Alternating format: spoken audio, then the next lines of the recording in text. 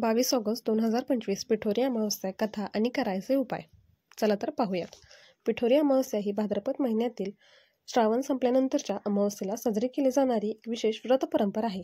ही महाराष्ट्र, गुजरात, राजस्थान आणि उत्तर भारतात साजरी केली जाते. याची माहिती आपण पाहूयात. यावेळेस पिठोरी अमावस्या 22 ऑगस्टला आलेली आहे. या दिवशीच पोळा सुद्धा आहे. याचा उद्देश मुलांचे आयुष्यभर सुख, समृद्धी, आरोग्य आणि दीर्घायुष्य मिळावे हेच आहे. तर पाहूयात याची पूजा पद्धत कशी आहे. या दिवशी स्त्रिया, विशेषतः माता आणि सुवासिनी उपवास करतात. दुपारी किंवा संध्याकाळी देवीची पूजा करून पिठाचे चौक काढतात. त्यात 64 योगिनींची पूजा केली जाते. पिठाचे देवी देवतांचे प्रतीक बनवून पूजा केली जाते. यामुळे ह्या व्रताला पिठोरी अमावस्या असे नाव मिळाले आहे. कथा. असे मानले जाते की पिठोरी अमावस्येला देवी पार्वतीने आपल्या पुत्रांच्या रक्षणासाठी हे व्रत केले होते. त्यामुळे या दिवशी माता आपल्या मुलांच्या चिरंजीवितेसाठी प्रार्थना करतात. हे व्रत करणाऱ्या महिलांना संतती सौख्य लाभते, मुलांना निरोगी आयुष्य मिळते आणि घरात सुख समृद्धी राहते असे मानले जाते. महाराष्ट्रात याला पिठोरी अमावस्या तर काही भागात पिठोरी माता व्रत किंवा श्री पंचमी अमावस्या असेही संबोधले जाते. चला तर आता पाहूयात याची पूजाविधी. तर याची पूजा कशी करायची. सकाळी लवकर उठून स्नान करावे, घरातील पूजास्थळ स्वच्छ करावे, उपवास करावा, फलाहार केला तर चालेल. पूजेची तयारी. पूजा करण्यासाठी लहान चौकोनी मंडपात किंवा पाटावर चौक काढावा. पिठाचे किंवा गव्हाच्या पिठाचे 64 गोळे, छोटे छोटे गोळे स्थापन करा. प्रतिमा करा. त्यांनी 64 योगिनींची स्थापना झाली. एका मोठ्या पिठाच्या गोळ्याचे पिठोरी माता तयार करा आणि त्याचीही स्थापना करा. त्यानंतर पाहूयात पूजेची प्रक्रिया. कलश स्थापन करा. पाण्याने भरलेला, हळदी कुंकू लावलेला कळश स्थापन करा. पिठोरी माता व 64 योगिनींना गंध, अक्षदा, फुले, हळद, कुंकू वाहा.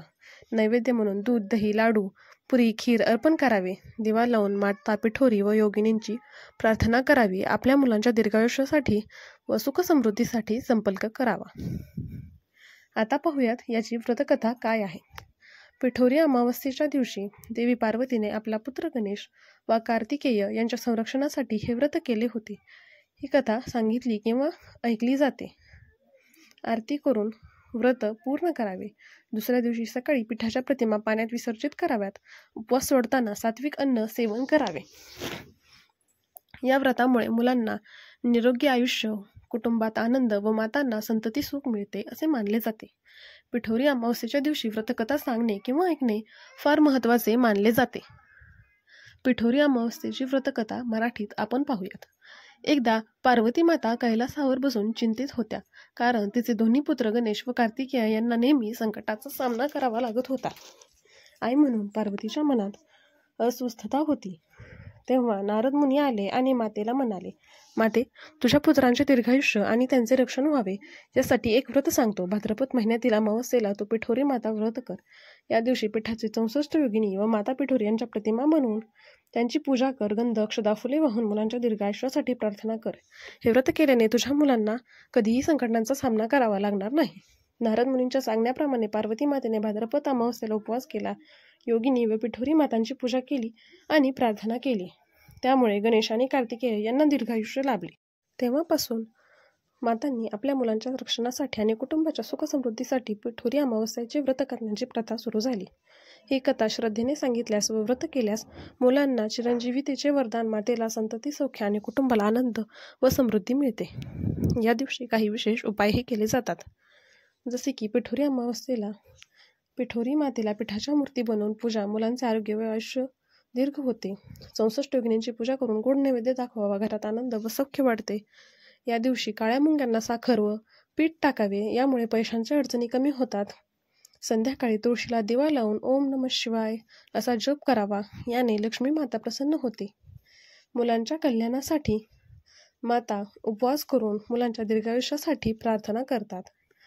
त्यानंतर मुलांच्या डोक्यावरून लिंबू 7 वेळा फिरवून नदीत किंवा वाहत्या पाण्यात सोडले तर यामुळे नजरेचा त्रास कमी होतो. आपल्या मुलांना नजर लागत नाही. घरातील नकारात्मकता दूर करण्यासाठी या दिवशी घराच्या उंबरठ्यावर गंगाजल शिंपडावे.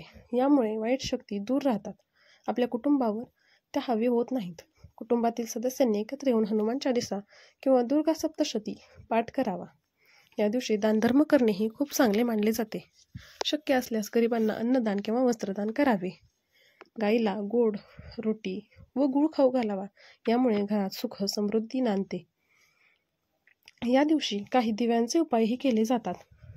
हे सगळे उपाय जर श्रद्धेने व प्रामाणिकपणे केले तर चांगले फळ मिळते असे मानले जाते. तर पाहूयात आता दिव्यांचे काय काय उपाय आपण या दिवशी करू शकतो. नंबर 1, घरासाठी. संध्याकाळी घराच्या उंबरठ्यावर तिळाच्या तेलाचा दिवा लावा. यामुळे घरातील नकारात्मक ऊर्जा नष्ट होते आणि सकारात्मकता घरात प्रवेश करते. धनसमृद्धीसाठी तुळशीच्या झाडाजवळ तुपाचा दिवा लावा. यामुळे माता लक्ष्मी प्रसन्न होते व पैशाची अडचण कमी होते. आरोग्यासाठी पितृ आणि कुलदैवतांच्या ठिकाणी कापूर व तुपाचा दिवा लावा. यामुळे घरात आरोग्य आणि शांती टिकते. मुलांच्या दीर्घायुष्यासाठी देवी पिठोरीसमोर वात केलेला दिवा दोन्ही बाजूंनी वात असलेला लावा. मुलांचे आयुष्य वाढते, नजरेपासून संरक्षणही होते. संकट निवारण्यासाठी पिंपळाच्या झाडाखाली सरसोच्या तेलाचा दिवा लावा. यामुळे ग्रहदोष शनीची अडचण कमी होते. पितृसाठी संध्याकाळी दक्षिण दिशेकडे तोंड करून काळ्या तिळाच्या तेलाचा दिवा लावा. यामुळे पितरांची कृपा लाभते व पितृदोष कमी होतो. सौख्यासाठी स्वयंपाकघरात गॅस किंवा चुलीजवळ लहानसा दिवा लावा. यामुळे अन्नसंपत्ती व कुटुंबात आनंद राहतो.